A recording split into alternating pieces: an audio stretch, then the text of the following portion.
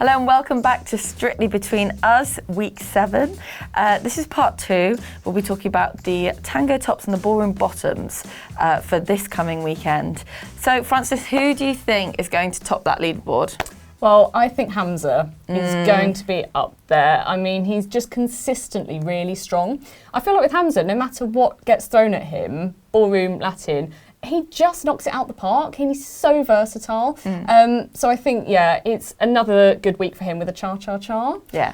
Very exciting. And I think, yeah, he's a dead cert to be at least near the top. If not very the top, near the top. Yeah. I mean, up until this point, he has been wasted behind the camera. Yeah. He needs to be out there dancing. And I think you're right. Cha-cha-cha, if anyone can deal with the straight legs and as it's like notoriously the toughest dance, I think he can do it. And Definitely. I think he'll definitely be up there, as well as Helen. Yes, well, I think the dance is really going to help Helen this week, actually, because she's doing a jive.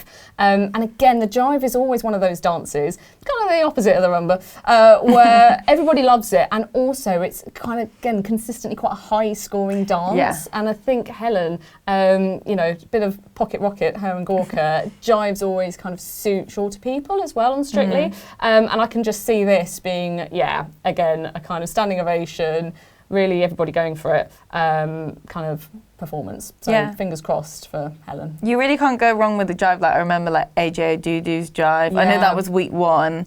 That was amazing. They're always the ones you remember. Yeah. So yeah, I think this will be a good week for her. Definitely. I think, yeah, it's often the jives, the Charlestons, the couples choices, they're the ones that you kind of have the Strictly legacy, I think, and you kind of want to rewatch. So fingers crossed, this will be one of those. And then obviously going all the way down to the bottom, who do you think is going to, unfortunately, score low? That'll be Tony, I think. Yeah, that'll be Tony. Again, very much looking forward to the salsa pitbull combo. Going to be very exciting. But I think there's probably, especially at this stage in the competition, we've knocked out quite a few good-ish dancers. But now we're getting to the point where everyone's upping their game. Everyone's learning a lot and getting very, very good. And Tony is improving, but probably not enough to worry that the middle to the top of the leaderboard, I wouldn't say. So I think we can probably say he'll be down there for Tony. I think he'll be down there, and I do think, unfortunately, it is time for him to leave. However, I don't think he will. Oh, wash your mouth out. Yeah. Never time for Tony to leave. Tony, I'm sorry, but it's true.